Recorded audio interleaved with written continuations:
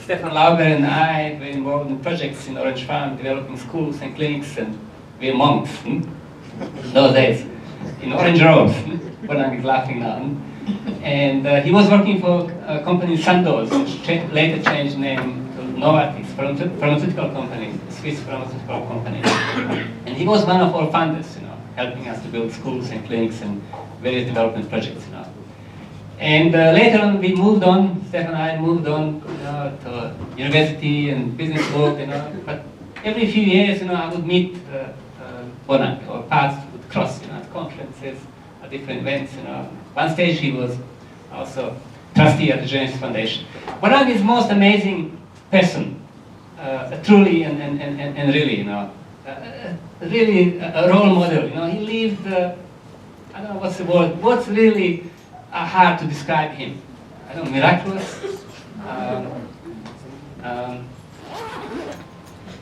It's really just unbelievable life that he has lived. Now just glance through his brief profile, and his CV is like, I don't know how many, 10 pages. It took me some time to summarize it on one page. So 25 years ago from Sandoz, and then he became managing director of Otis Elevators, the global elevators company. Then SAA vice president, executive vice president, Sanlam senior executive, chairman of Shell South Africa, currently CEO of Business Leadership South Africa. Directorships on many companies, largest companies in South Africa, like First Rain, Holland Insurance, Swiss Ray Africa, Airports Company in South Africa, National Business Initiatives, SAA, South African Netherlands Chamber of Commerce, memberships, all types of memberships, so institute directors, young presidents of organization, Marketing Federation of South Africa, Israel Chamber of Commerce. From education point of view, he studied everywhere. I've seen USA, Sweden, Germany, Switzerland, Spain, Paris, France, South Africa, IMM, Wits University, done a lot of courses, And then he's done presentations across the world, and talks and conference papers. He's traveled to over 100 countries. So 100 countries is a really a big number. Can you imagine exposure to 100 cultures and countries? He has received various recognitions and awards. From Luminary Award by the Free Market Foundation, from Black Management Forum Lifetime Achievement Award, IPM CEO of the Year, and Presidential Award for his servanthood in South African industry and economic empowerment of previously disadvantaged individuals. Now, if there are words to describe Bonang, and I will just try to use few words from my own understanding of Bonang. He's a true role model when it comes to leadership. He's a brave. He's a brave leader. Someone who saw that he's talking today, told me, I respect this guy because he's brave. He was brave to speak. When other CEOs and leaders were scared to talk and challenge. Corruption in the government and the rest. He is a person driven by purpose. Dedicated his life to serving people. That's why he's here tonight, helping entrepreneurs. He knows only by developing small businesses, by developing entrepreneurs, we can create jobs and we can change this country. We can create development and success of this country and Africa. He's a person who is extremely disciplined, who perseveres, who doesn't give up. Matlori was talking about, and Sam, we're talking about Mandela. Some of the characteristics of Mandela. Perseverance, for many years. Working for higher purpose, be able to give yourself for greater good. To sacrifice your own needs and interests for greater good. So, truly most remarkable leader who has lived most amazing life, incredible experiences, who has given selflessly. He gives, he talks, gives his time, he inspires. His energy is amazing.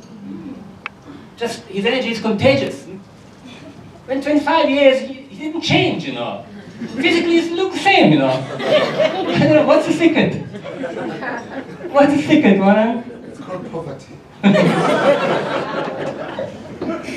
Yeah, I don't know, is it your wife, or is it your exercises, or something, a diet, you didn't gain weight, you're still young, energetic, dynamic, and still going super, super strong. So, Bonang, thank you so much, and I wish you many more years of success and making difference in the lives of people. And God bless you. Thank you.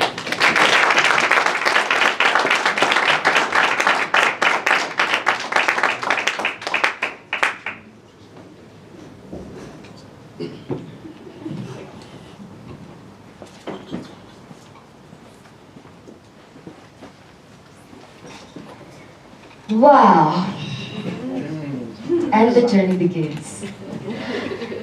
Well, I'd like to say thank you, Madam Program Director, and acknowledge Dr. Marco, as well as Sam, and the leadership of Regenesis, as well as of 67 CEOs, fellow business leaders who are here with us today, entrepreneurs, and especially Ntate Mohale.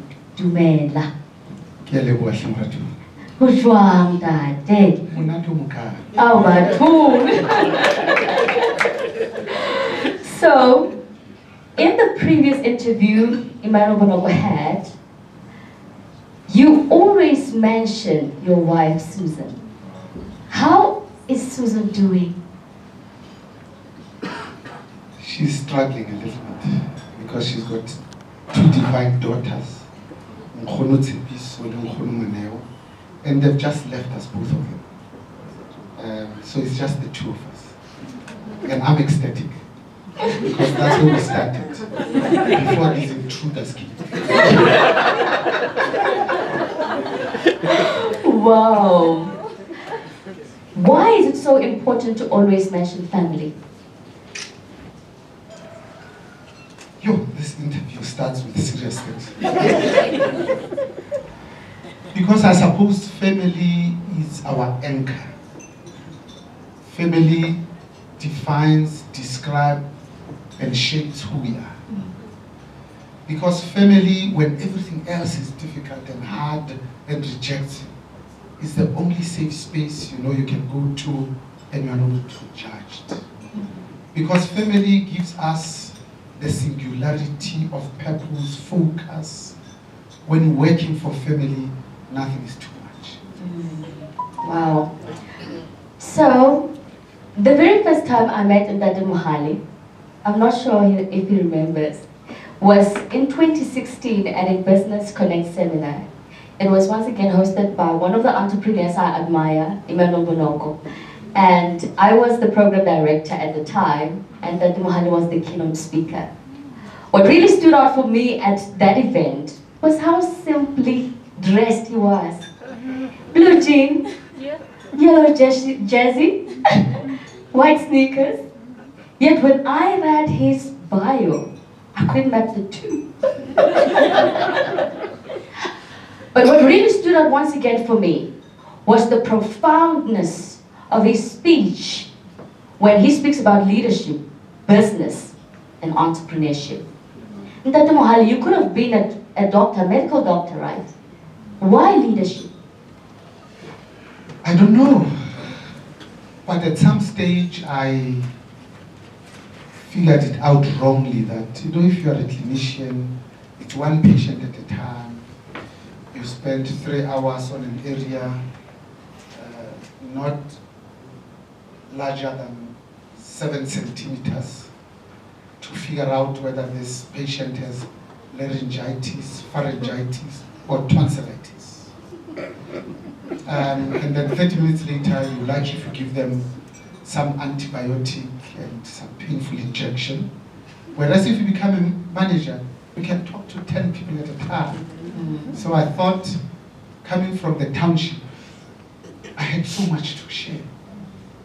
And I wanted to reach as many people as I possibly could. So straight from Vets Medical School, where I did a BBCH, never practiced for a day, I wanted to be a manager. Because the managers I saw in Katlego, they were working for South African breweries before it became a Wheeler now, and I was a Butch. and had company cars, BMW 318i. And they loomed large. I say, this is the man. Maybe that's why. Wow. So, in your book, you make a distinction between leadership and management. What is the fundamental difference? So first of all, I genuinely believe that leaders are a product of their own context. So all of us have to figure out what pain have we been brought here to solve. Mandela knew what pain he had to solve. It's up to you and I to figure that out. But because context is so important, it would be useful to talk about leadership outside of the miracle that we are. We are called the nation, Nelson Mandela's children, the miracle nation, because we became free 25 years ago without firing a bullet. We exported reconciliation. And yet today we got it horribly wrong. Yes, we have just voted on the 8th of May. The new dawn has arrived. And this is our last, not our second chance. If we mess it up, we're going to be another failed African country. And it will be sad, tragic, and regrettable, because when God was giving out talent, he gave to Africa disproportionately more. Every mineral that the world needs, here is found number 1 or number 2. Even the sun here shines longer than everywhere else. The rivers are bigger here, much more. And yet, if you want to see the face of poverty, it's black. When you look at the 7 billion or so people that are in the world, 1.4 million of them have no access to any form of energy whatsoever. 1.4 billion. 647 billion of them are here. That's why we're called the dark continent. So for me, before we even go to the differences, look at what we are staring down.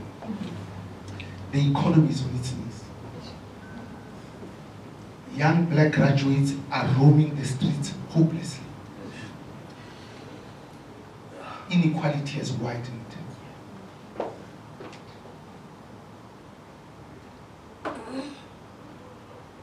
And poverty has increased.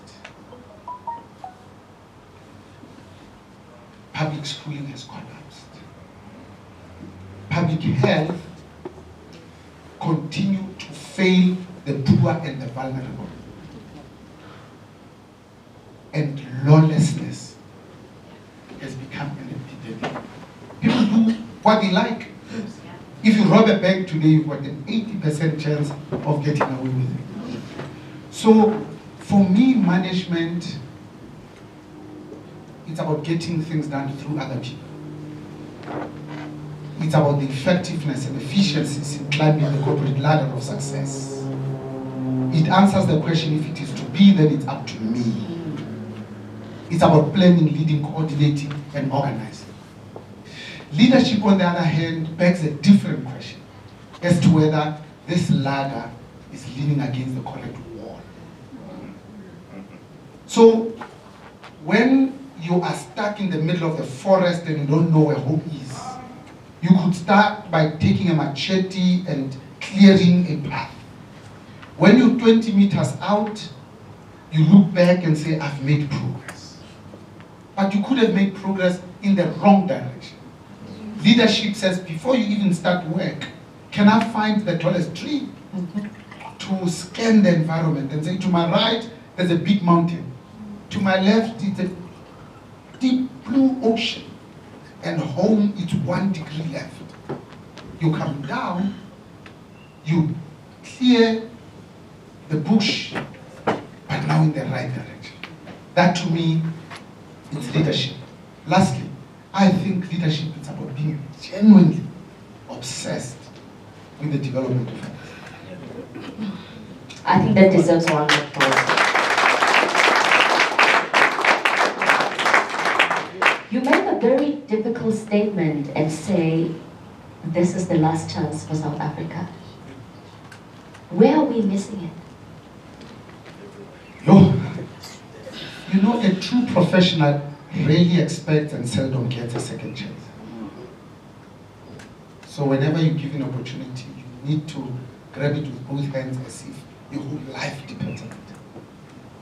The simplistic definition of leadership is anybody that feels called upon to lead is a leader. It's a feeling. So a bus driver can be a leader. A helper can be a leader. A university professor can be a leader. A singer can be a leader. Where did we go wrong? I think we committed two fundamental and indeed cardinal sins as a people with great natural endowments. Number one, we looked at our leaders and we underestimated the humanness in them. That confronted with resources for the first time, they will act in their own best interest, not in the interest of South Africa. That when you leave a three, four chickens with a wolf, the wolf will do what comes natural to it. That was the first. So our brethren in the rest of the continent warned us that you'll just be like the rest of us. Bribery, stealing and cheating is going to be the norm. We said, no. Our leaders spent 27 years in Robben Island, therefore they are incorrigible, which means they are incorrupt. We genuinely believe. We forgot that deep down they're human. The second fundamental mistake we made is that we extrapolated their skills to modern day, rapidly globalized world. Just because people are good in assembling an AK-47 in under 3 minutes. And they've negotiated an amazing settlement without fighting. Codesa 1 collapsed. And it needed the close personal, intimate relationship of Rolf Meyer and Madame Cyril Ramaphosa, who was learning fly fishing. And then they gave us Codesa 2, and they out-negotiated a sitting government with resources and the National Party, who had come to these negotiations planning to win as Plan A. If they didn't win, they thought they'll throw their lot with Inkatha, Freedom Party, and they sponsored them. Just because they gave us this united, free, non-racial, inclusive, constitutional democracy. We then thought that they are also good to be in the cockpit of a Boeing 747-400 that takes 388 passengers, 38 crew members, to travel effortlessly a distance of 14,500 kilometers from then Jan Smuts, now called UR Tambo, to London Heathrow at an average speed of probably 900 kilometers an hour, carrying 190,000 liters of Jet A1 fuel. If we did that today, we'd be sending the 400 odd passengers to certain death. And then that's what we did. We said, look after our education. We said, look after our, not 6 state-owned enterprises. Transnet, Eskom, Gelco. No, 700 SOEs and state-owned companies. Look after them. And no wonder that we have failed so spectacularly. What were we expecting? Because had we put them in the cockpit, we would have said, do you have a pilot's license? How many hours have you been flying? But we didn't ask those questions. Up until today, 25 years into democracy, you see when the cabinet is announced, we don't ask ourselves the question, how do we put our best foot forward? Who's the most technically competent to look after our industrial policy? who has the experience and the passion and the love and the energy and the patience to look after small business development so that we put them there. No, we value loyalty to the party more than we value the important task of improving the quality of lives of the majority of our people. Khalil Gibral says, if you're helping others, you're completing God's work.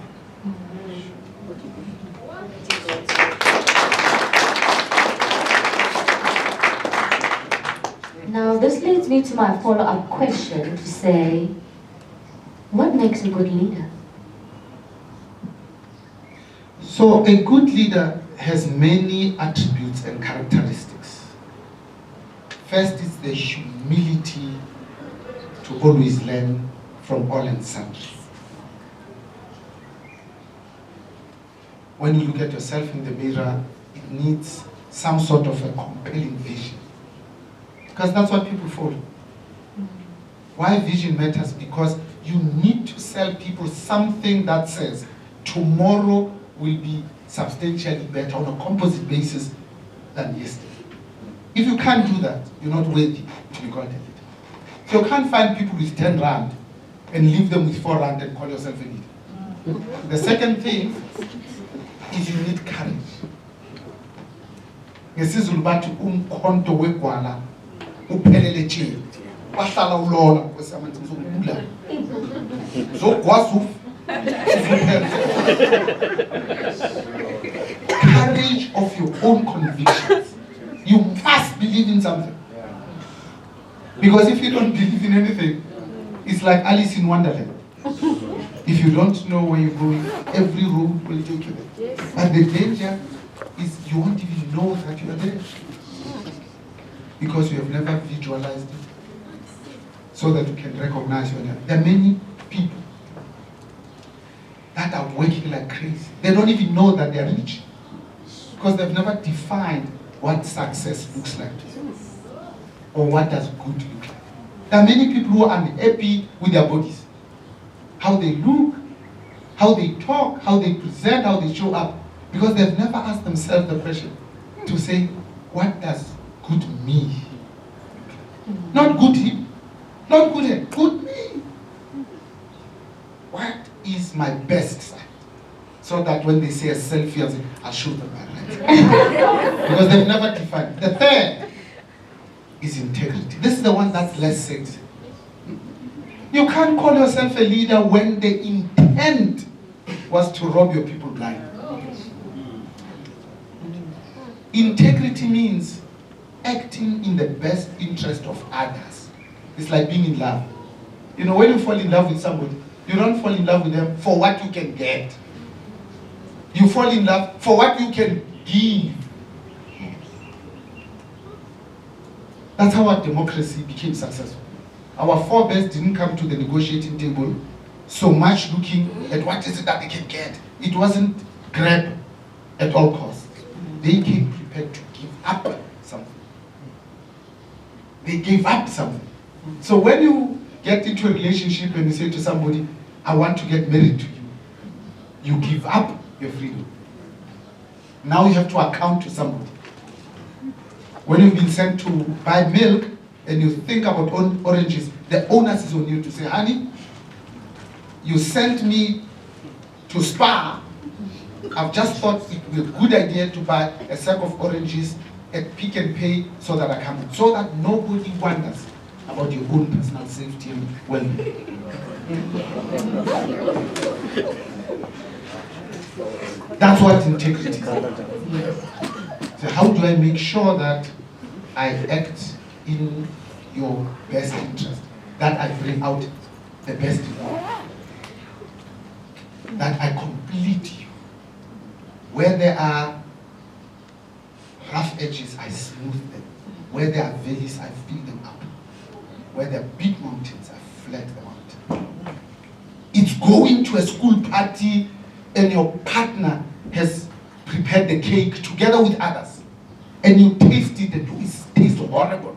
And you say, yo, they'll know that my partner is a West cook. And you eat the whole cake yourself. And you go home and say, honey, it was so amazing. I ate only your cake. Wow. It's one thing to be called a good leader or to be known as a good leader. It's another thing to be known as a good leader and also be affectionately known as Ntati, a father. Tell us the significance of being a father leader. Oh, that's a difficult question. I think it was a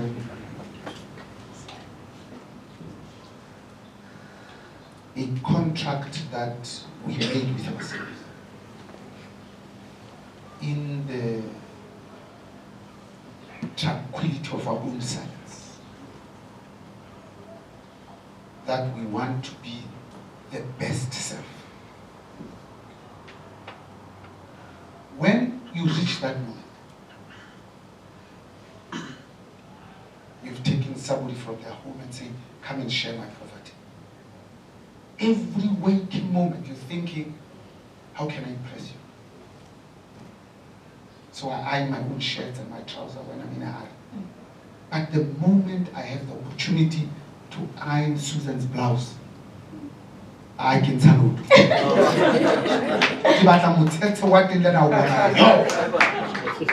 I don't have many opportunities to cook. But if I arrive home early and Susan is late for whatever reason, those days when I used to wear a tie, I would throw it so far and I'll start chopping something. Because I wanted to impress her so that when she comes in, I've started cooking. It's about constantly asking yourself to say, how can I be useful? So you see, there's nothing to do with the other person. Everything to do with you. A story is told of this not so young man who went to see his ailing wife at a old age home. And his friends will say, you go to see Mary every day. Mary doesn't even recognize you. But without fail, every Sunday you go with your scaftiniya, you go and see her, you hold her hand. Isn't it a waste of time? He responded and said, but I still do. That's what being a good leader, a father leader, it's about. It's about how do I suspend self for the other, because when the other is happy, it comes to me tenfold. It's not stopping having your own identity. It's not liking the same ice cream. It's about together looking at the same direction and working together to get there. Because you know together you can achieve that which on your own will take you inordinately long. So sometimes we use these words loosely. Leadership, father. R. Kelly has a wonderful song, if I remember it. You listen to R. Kelly? Yeah. And then when the hashtag started, and I think it goes something like, it takes a real man to be a friend. Can we be real leaders? And real leaders for me is just two things. Can we help our people to see around the corners so that they can always ask the question, so what else is missing? Because leaders talk straight, they extend trust, they don't expect it, they extend it. They start first with the who and then the what. And they find it easy to palate, highlight and celebrate others. Because they themselves have been there. And it's never about them. It's about catching your people doing the right thing and standing on rooftops and saying, did you know how good Mary is? Did you know how good Tabang is? And paleting, highlighting, and celebrating. When you catch them doing something that is not so right, it's about chastising in private. I mean, look at how simple it is. You do something like catch you and say, let's talk in the office. But when I see you do something right, I stand on the rooftop. That's my understanding of leadership. Now moving on to business. What is the role of business in economic development in our country? So when I went to Darden School of business leadership, Charlottesville, IMD in Lausanne in Switzerland. So Economics 101 today, the books still say the purpose of business is to maximize shareholder returns. I think if you consider yourself a good leader today in South Africa in this context, at this time when so many of us dare to hope that joy and peace will prevail, we have to define the role of business in the following few ways. One, it's about survival. Because if you can survive, you'll make money until you come out of your youth. My grandmother used to say, isn't it amazing that those people that chase money hardly ever have any, but those that follow their passion make money until it comes out of their years. Secondly, it's about bringing about this notion called shared value. In the olden days, the people who put the money, they took all the profit. Today, if you did that, you can't survive. You have to look after your employees, you have to look after your society, where you're located, the community where you come from. If we did that, Marikana would have never happened. Because the CEOs of London drive through that shanty town every morning and every afternoon. How did they go to bed knowing that their own colleagues live in informal settlements with this that they call home, not made of bricks and mortar? Whereas the companies, the resources, the force, the energy, the impetus, to use it to say, we're going to buy that piece of land, we'll build your houses, because you know that's how you buy loyalty. Thirdly, it's about delivering on what we say and what we promise. So when we look at the polls of late, they are saying trust in politicians is less than 15%. In business, it's slightly higher. We need to maintain it. How do we maintain it? By saying something and doing exactly. The last one, it's about ensuring that we do no harm. Our employees must come to work every day, compete and go back every day. But doing no harm is kind of passive. Imagine if we said the purpose of business is to make the world a better place. And then lastly, to give the world ethical leadership.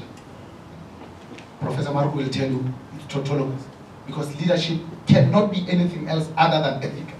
But for emphasis, we say ethical leadership. Because if you start with ethical leadership, you get good policies. Good policies make it easy for us as a country to attract and retain foreign direct investment. If you have FDI, the economy grows. When the economy grows, jobs are a natural output. So Steinhoff has been in the spotlight lately for inflating its profit by about 250 billion to create an impression to its stakeholders about its performance. Now, the question that I want to pose to you is, how does this happen on the board, the auditors, and the regulators watch? You see, these are the things that are absolutely sad, tragic, and regrettable. Because a few companies like Steinhoff, like IO, like SAP, like Bain, like KPMG, the list is long. Transnet, Eskom, during the height of state capture. That's really bad. And as a result, it gives the whole of business a bad name. But I think we must take collective responsibility, because this is greed. Whenever people are greedy, the motive is wrong, and you end up doing the wrong things. In IO, the valuation should not have been more than 3.5 billion.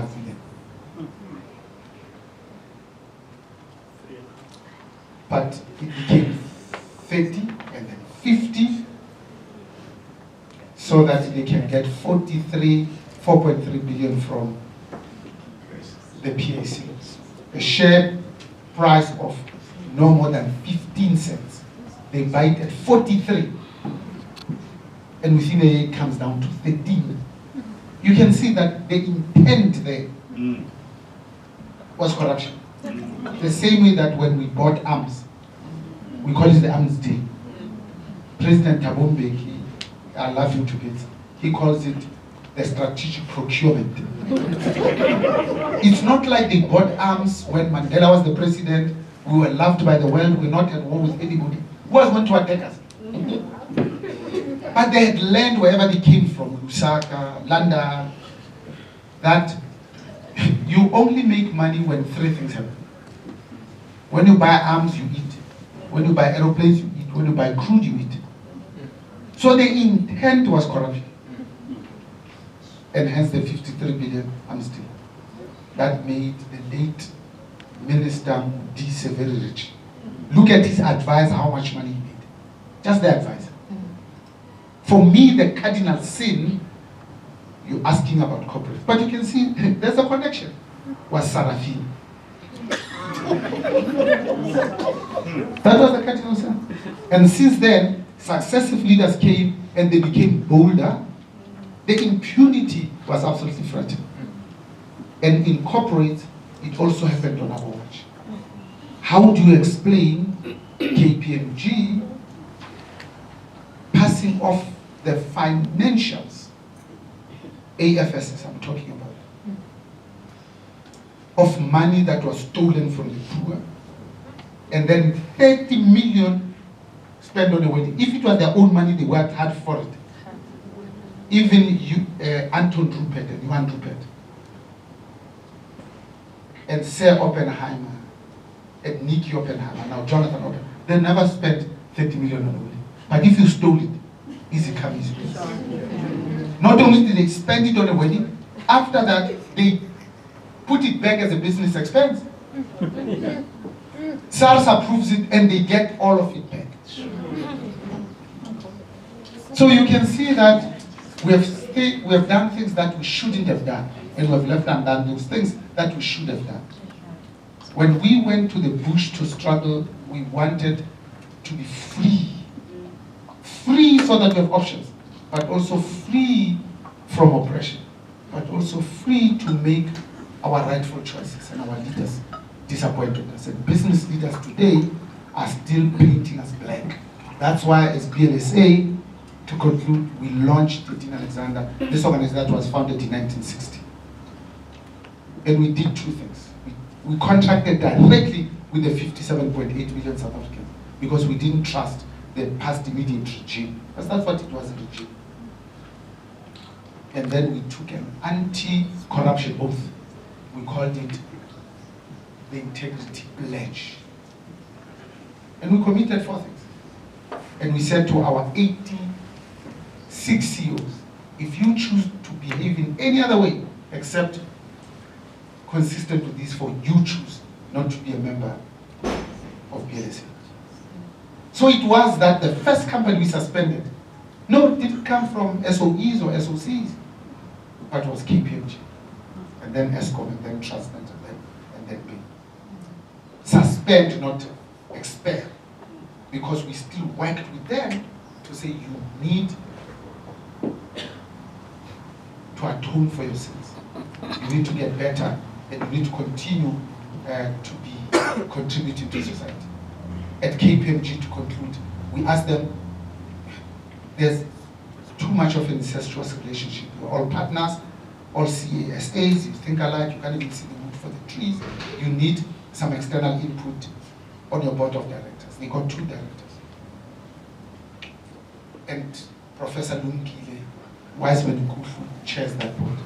And he's been working tirelessly to restore the credibility of this entity. It's almost there. They're not there yet, but almost there. Working with us, meeting with them every 6 weeks. That's the stuff of leadership. Expelling is easy. Working with them so that they can come back and be different human beings is slightly different. Thank you.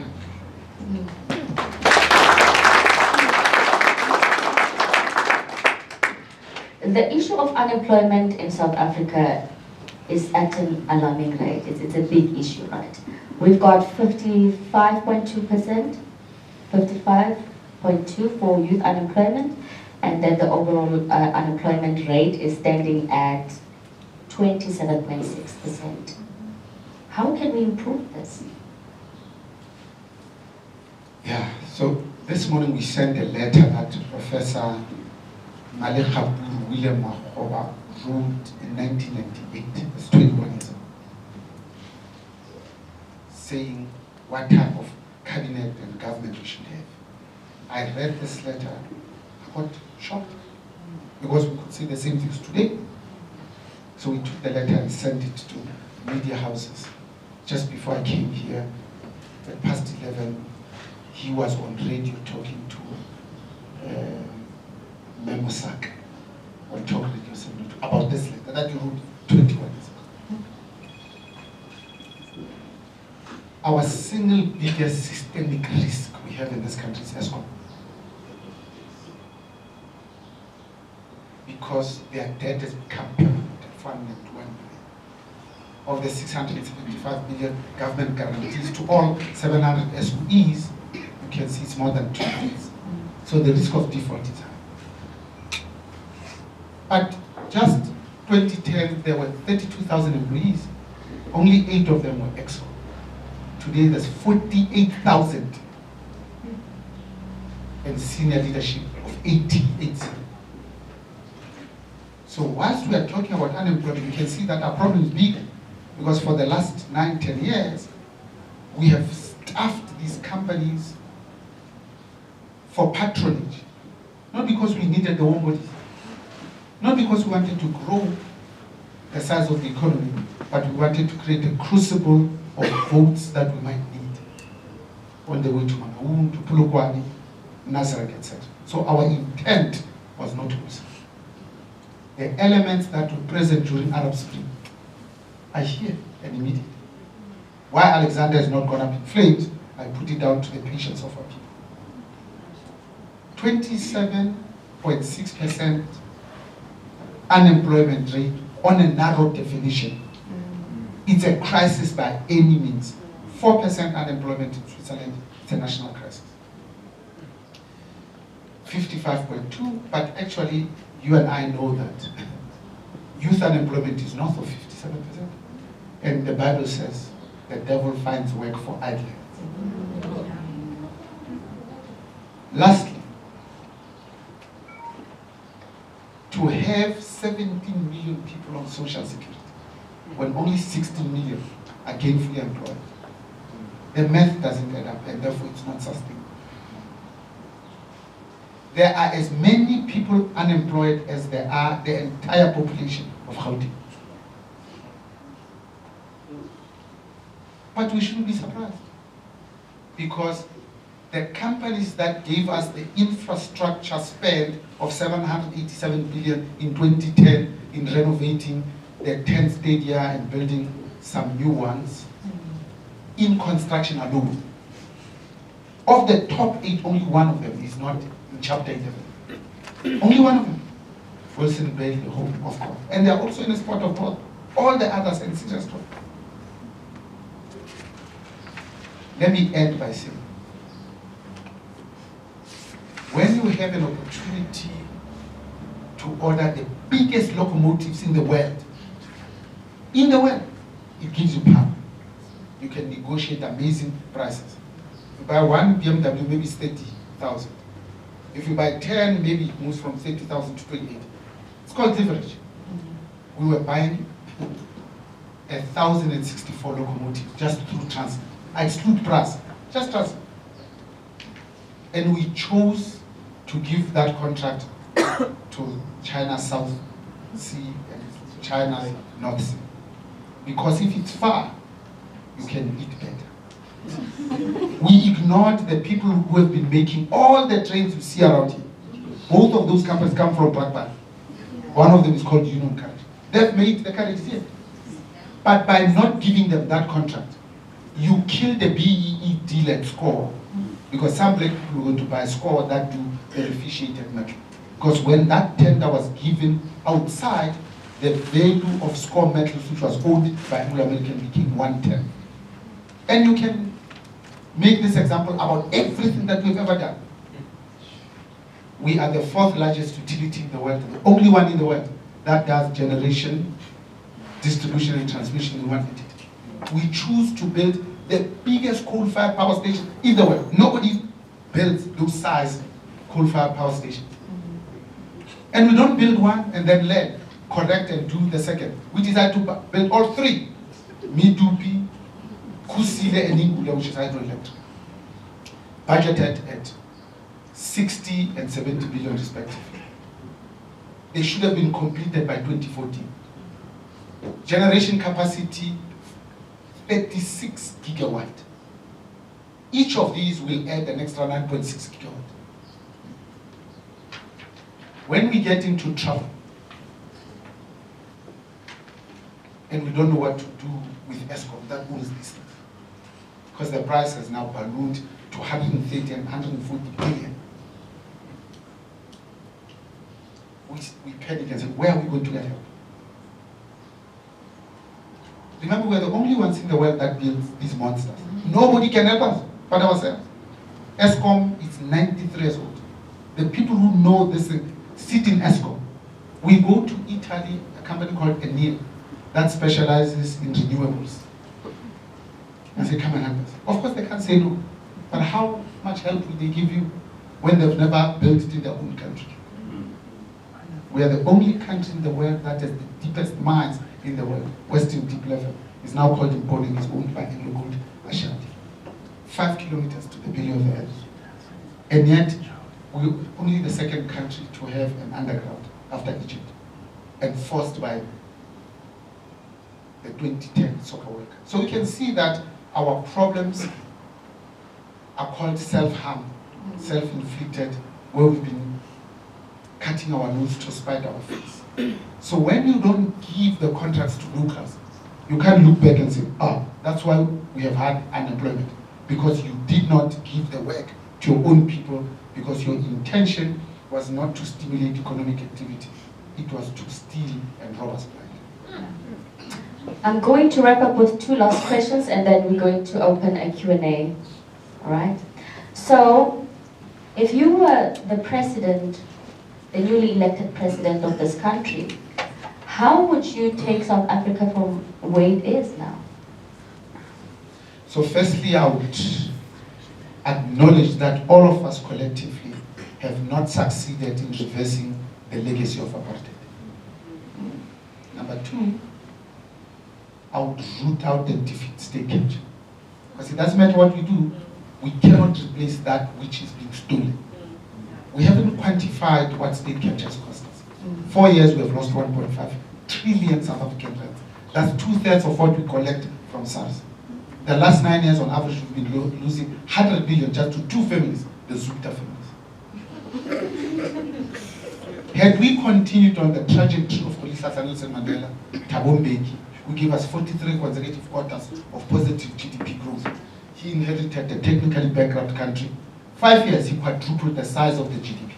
If we're in that trajectory, back of the cigarette box extrapolation, unemployment will be 16%, not 27.6. GDP will be 6%, not 0.8. Would have banked 1 trillion South African rands. Imagine how many children we could educate in institutions of learning and fee-free higher education. We could afford it. So I think if we root out and step out corruption. Number 3, would reduce our debt. Debt to GDP ratio is 57%, excluding government guarantees. If you include them, north of 60%. The 4th I would do is to genuinely focus on transformation. This economy must look like us. It must be broadly reflective of the demographic. You see, black people cannot continue to be beneficiaries of CSI or random acts of kindness. No, they should own companies. They should be CEOs. They should be in the C-suite. 51% of the population is female. 2019, we pay women 83% of what we pay men for work of equal value. And then we know that when you put a smartphone in the hands of women, not only does the education, nutrition, and well-being of their own children improve, but of that entire society. The last 2, I would ensure that I focus on jobs. There's nothing sexy about waking up at 4 to go on a social security queue when you are a breadwinner. Lastly, I would take education seriously.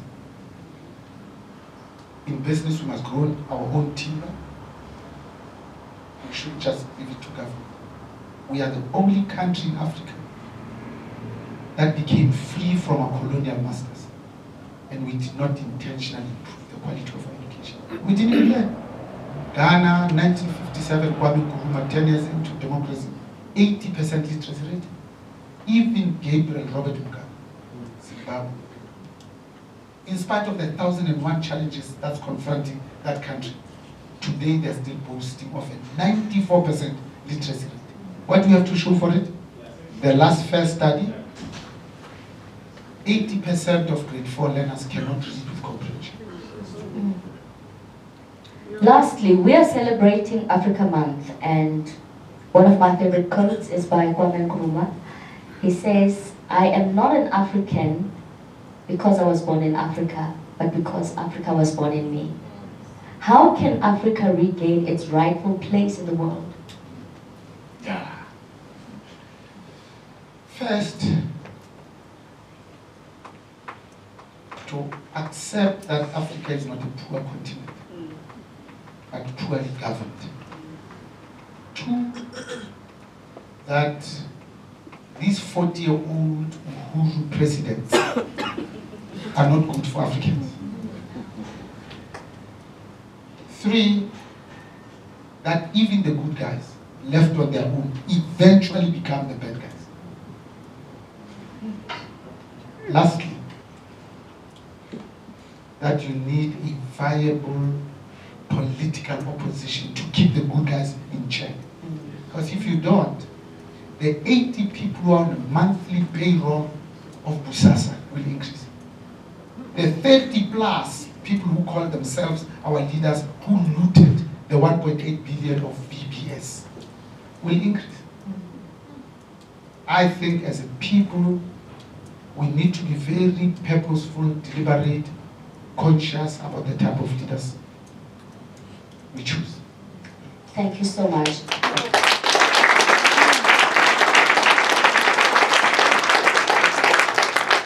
We're now going to take a couple of questions. Okay, noted at the back. Noted. So we've got 3 questions, 4 questions. Can we start at the back, please?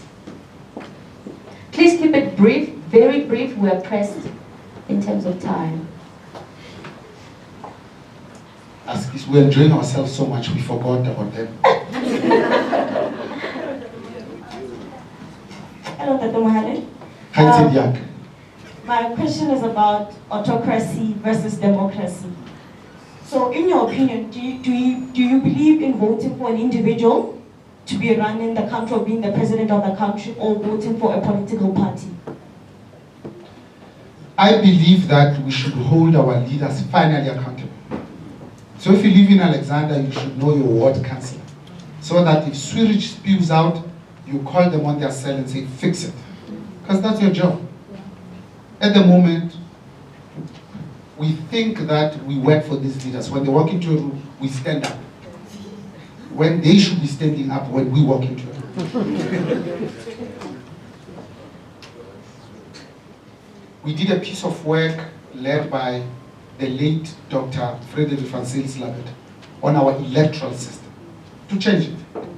Because this was a negotiated settlement, we said, because it's our very first, let's vote for parties. We were so eager to take out the National Party, and we succeeded. We got a 2/3 majority. That report is sitting gathered in dust because the ANC, when they read it, they realized that it's too much work, and it's still sitting in file 50. Direct representation at the lowest level of local government is the only way you hold people finally accountable. At the moment, somebody can live in Alexander, has never been to 23 Chesham Road in Branston. You can get given and say, here's your council. And you have no say. It's not sustainable. Really, it's not. Autocracy versus democracy. There's no country in the world that is a pure democracy. The US of A has more rules about business, so trade and what have you. But if you have conscientious capital, if you have got patriotic capital, if you can democratize capitalism, there is no reason why you cannot act in the best interest of the people. Lastly, isn't it ironic? When we were given Jacob Zuma as our president in 2007, the ANC asked us, no, don't worry about him that is being corrupt from exile. Don't worry about him that when he was MEC of Economic Affairs in KZN, he stole. Don't worry. You are voting for the party that liberated you. Vote for the ANC. After voting for the ANC, we'll deal with him. He survived 12. No votes of confidence. 12 protected by them. Now, leading up to the 8th of May, they are saying, no, no, no. The ANC is rotten to the core. Don't vote for the ANC. Vote for Matamela Cyril Ramaphosa because he's our only savior. Isn't it amazing? The only savior. And we did vote for Matamela. So now, that's why I say it's our last chance. And he knows it. Imagine a political party says, please give us our 6th chance. Give us our 6th chance to mess up. They've been messing up for 25 years. Let me end by answering some of the questions you want to answer in this way. Liberal democracy rests on 4 pillars. Constitutional democracy, rule of law, free press, and lastly, this is the one that's most profound for me. It says an independent and engaged civil society. On freedom of movement. Correct. So if you take your future and put it in the hands of the politicians, then you're going to be angry for a long time. Right? Yes, sir. Untitled MOHALE. You've answered partly some of my questions, but I'm still not satisfied. Is democracy, looking at it from a global scale, how democracy has failed to arrest corruption, do you think is the best form of governance for us in Africa? Yeah. I've heard African leaders say that, no, we mustn't belong to the International Court of Criminal Justice. We must have an African solution to African problems. That's when they want to pull wool over our eyes. I think what we need is simply clear enforced rules.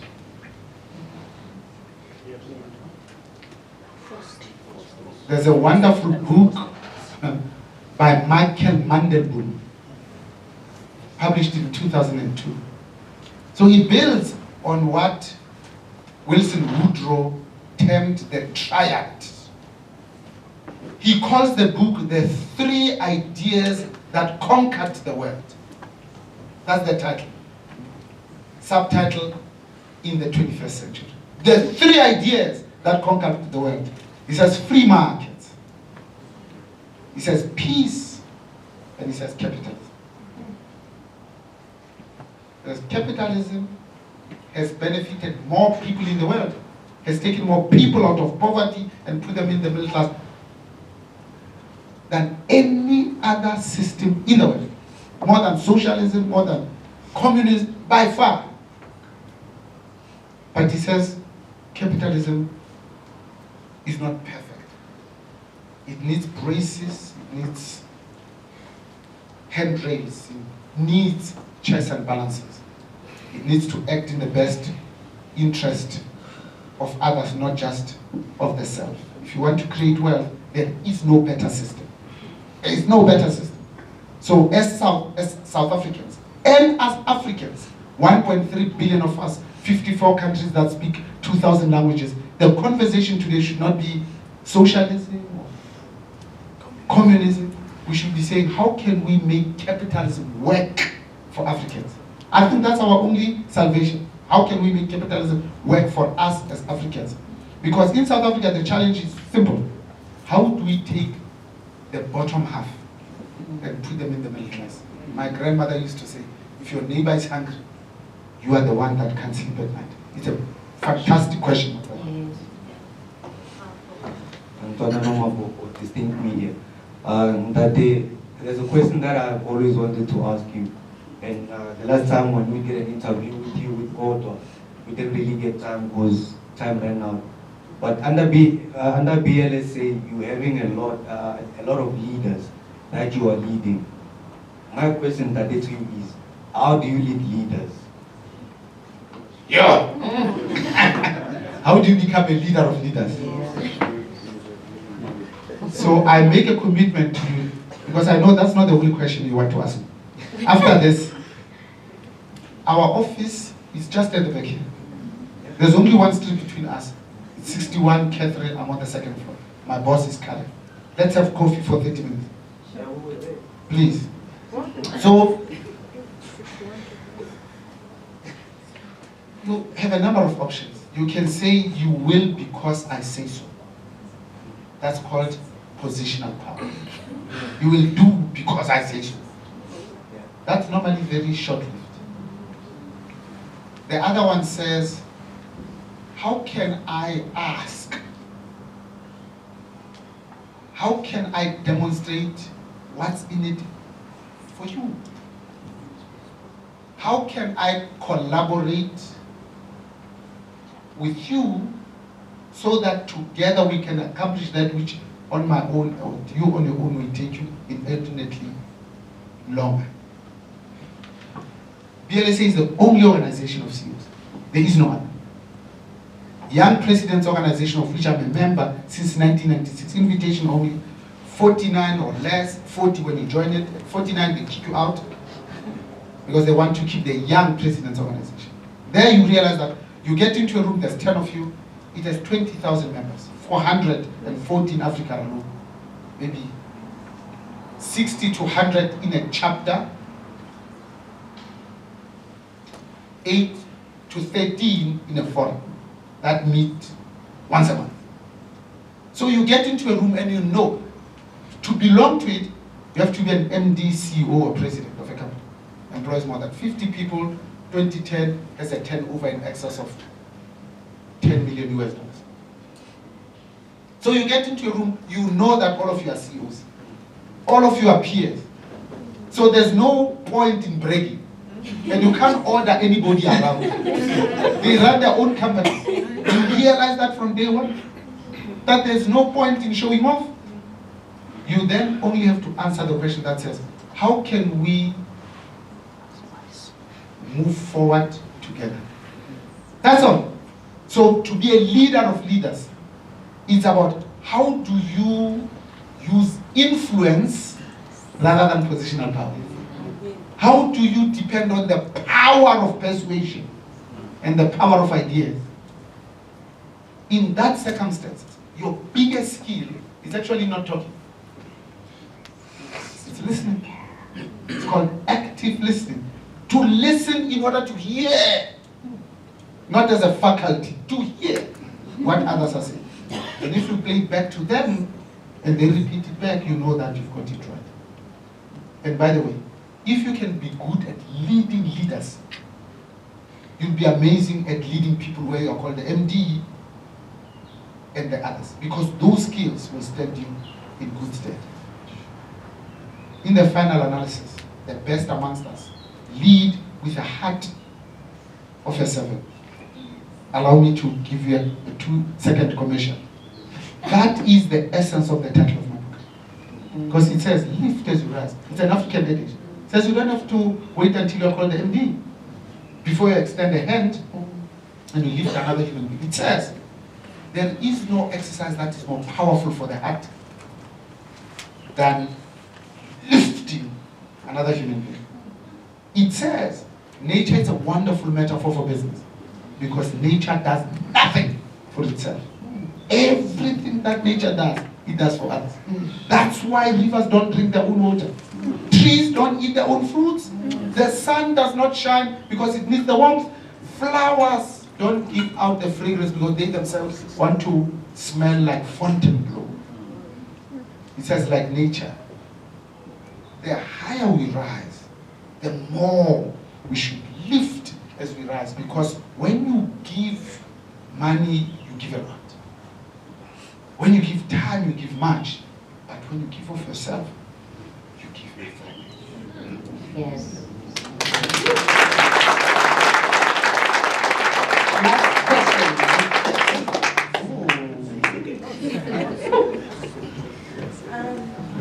Dr. Mohad, thank you for this evening. Young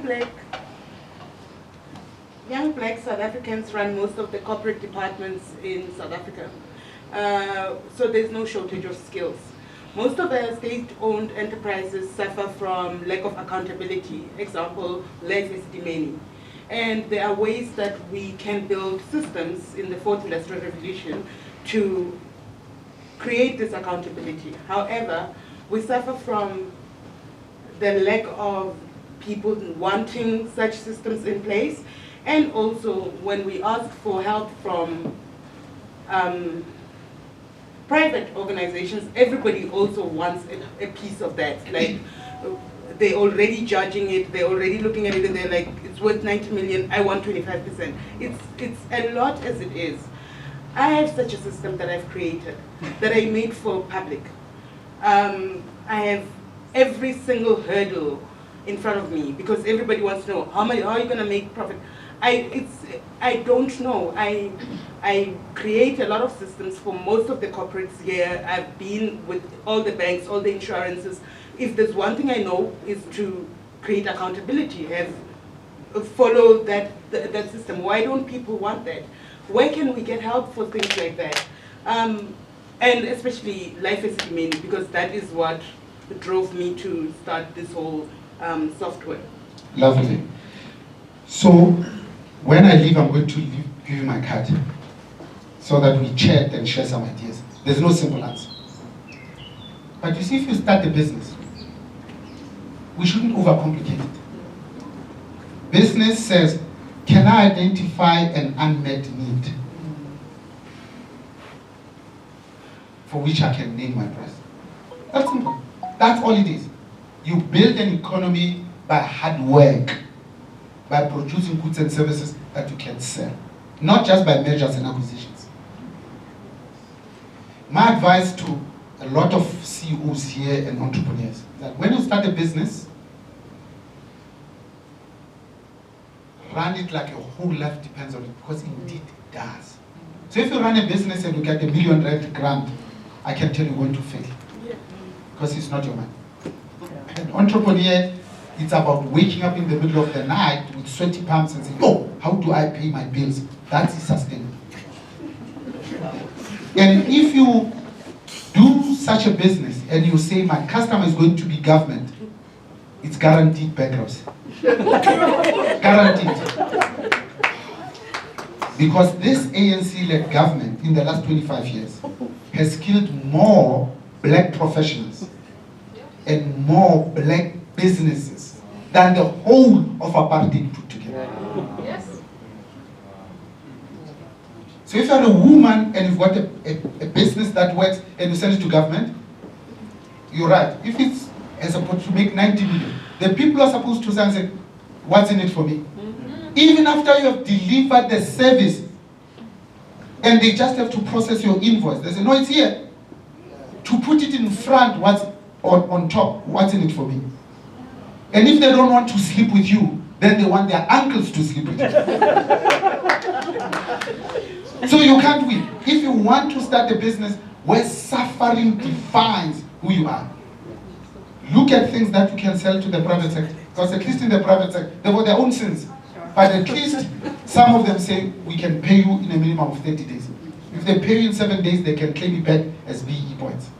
And then when you are big and you can stand on your own and you can say no, maybe you can go for government. That's just my experience with government in the last 25 years. I say it as a brother, not as a leader. Let's take the last one. Yes, last one. Can we take this side? We're just taking a question this side. Yes, Dave. Thank you, sir. It's on. Thank you. It was on and then you broke it. All right. Yeah, now it's on. Thank you, Mr. Mohale. My question, business leadership versus politics. We speak of all these qualities and attributes of leaders. I think we're quite frankly agree that our politicians don't have that. How do we, or what's your model, what's your take on this? How do we enforce these qualities of leadership into our political reforms, our political system, such that it will empower our people? Thank you. Yeah. My sister, you've been an amazing person to have a conversation. And for that, I'm eternally grateful. So when you define fiduciary responsibility, it says to act in the best interest of the entity, comma, and not in the best interest of the shareholders, nor in the best interest of employees. The mistake we made, the Companies Act applies to all companies, big and small, public and private, period. That's how simple it is. The Companies Act says, when there is a conflict between the Companies Act and your own Memorandum of Incorporation, MOI, the Act has trampling provisions. That's what it says. So, when we started King 1, 2, 3, and now we're on King 4 on good governance, government, they think clean governance means good governance.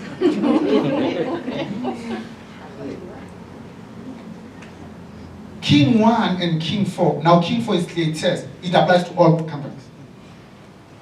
NPOs, for profit, for government, and for private sector. But King 1, we thought it applies only in the private sector, not in the public sector. Because politicians always want to think that they are special and they want to be treated special. So they took King 1 and they said, let's create our own, that's unique mandate only to the public sector. They call it the Public Finance Management Act. It is the Companies Act. It is King 1. Why do you need to call it PFMA? And then we bring it down to provinces and then to municipalities. Leadership is leadership. Let me conclude by saying, you know, a company that is inappropriately located can move its headquarters. A company that is short on cash can leverage its position or balance sheet and go and borrow money. But a company that is poor on people, it's a dead company indeed. Whether you're in government or in the private sector, you're getting things done through other people. At least in the private sector, we say if you're a manager, you must have at least 8 people reporting to you. In government, sometimes you can be a manager and you have nobody reporting to you. And you become a manager, you have 2 people reporting to you. So I think that's the cleanup that we need to do. We know that the SOEs and SOCs are a third too many. Mandela's cabinet was 20, Mbeki's was 23, we are on 37. The principles that apply in the private sector apply very well in the public sector. But please don't get me wrong, and this is my last point. We need the public sector because it does an amazing piece of work. We need the private sector because it does an amazing piece of work. There's no government in the world that creates jobs. Jobs are created by the private sector. Thank you. Thank you. In conclusion, any final thoughts, Mr. Mohale, as we conclude? You know, we are in an institution of higher learning, so it's appropriate to close on education.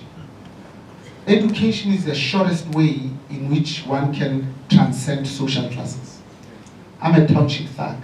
I was born, bred, and battered in Capitalism. So I know what it is like to be poor. What drives me today is the fear of poverty. Success is a personal thing. It's not a group thing. You don't go into a stadium and say, guys, we are not going to be successful.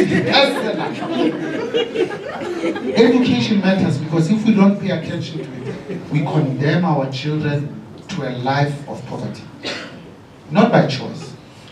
Because when one steadily burns the midnight oil, one gives access to the domain of knowledge and wisdom.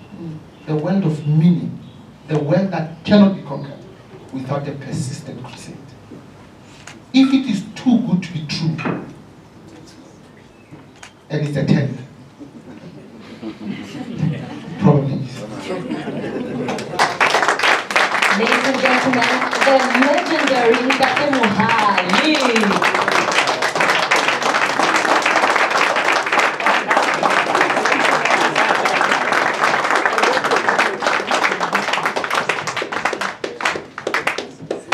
nna ka Setswana sa ko hae ba nthutile hore ha o kopana le greatness bathong o ska dole empty-handed. So this is a token of appreciation. We love you, we appreciate you, and we are following behind your steps. God bless you. Thank you so much. I'll hand over to the program director. Thank you. I didn't want to kiss you, I want to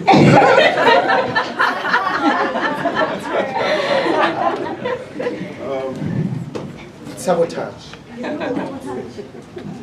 Why do you like it? Okay.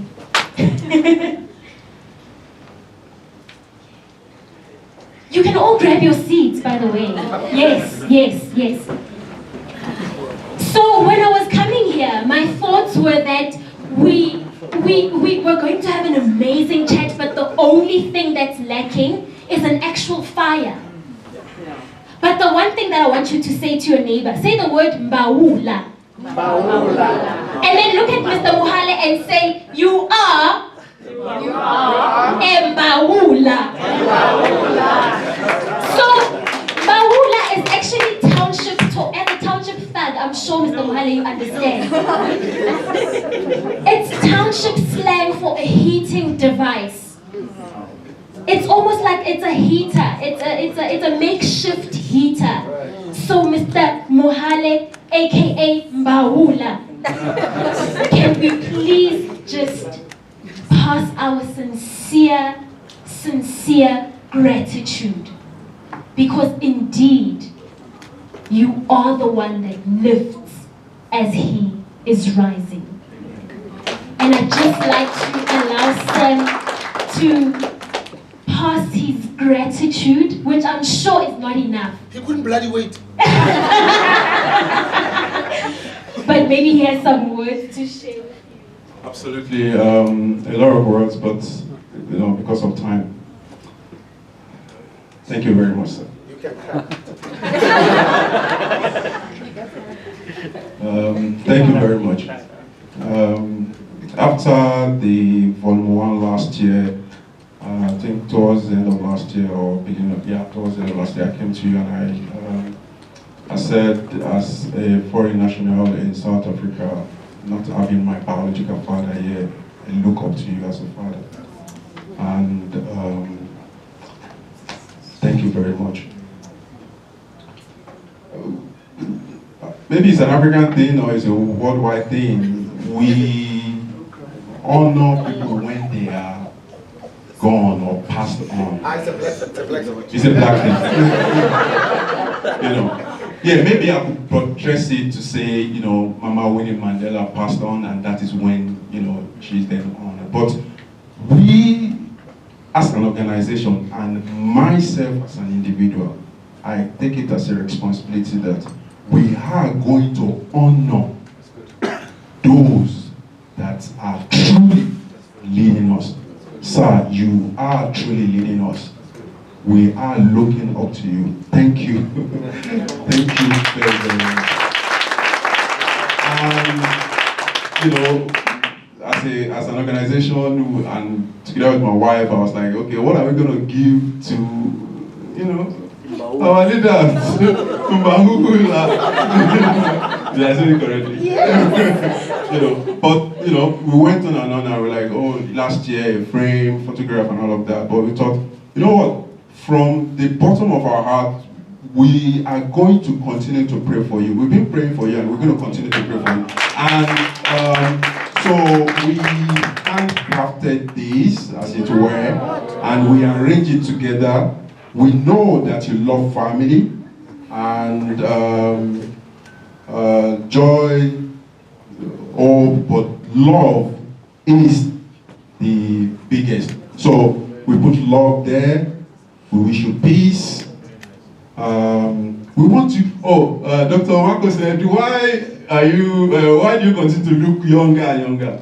And I want to believe you laugh a lot. I keep a young one. 24th of August, Susan and I will be happily married for 38 glorious years.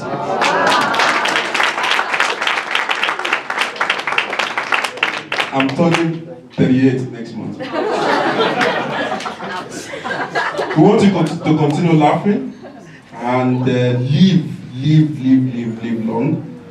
We know that Africa is in your heart and you are the heart of Africa. You are African CEO and CEOs of CEOs. We wish you joy. And this is South Africa represented by the Big Fives, and we say thank you very much. Yeah.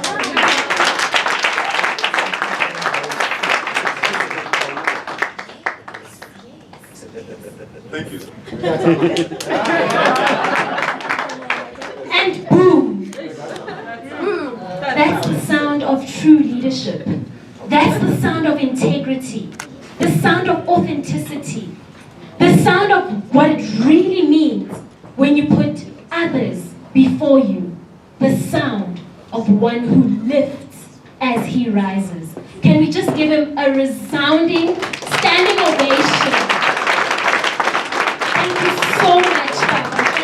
Thank you so